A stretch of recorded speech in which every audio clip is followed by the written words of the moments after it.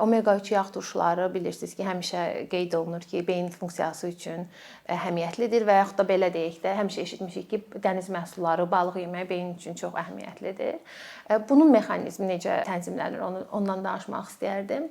Məhz omega-3 yağ turşuları, xüsusilə də EPA, DHA yağ turşuları beyin hüceyrələri dediyimiz neyronların membranlarını təşkil edir. Yəni belə deyək, struktur elementləridir beyin hüceyrələrinin və həmçinin həmin o xəbərçi molekul dediyimiz neyrotransmitterlərin ötürülməsini təmin edir, ötürülməsində iştirak edir.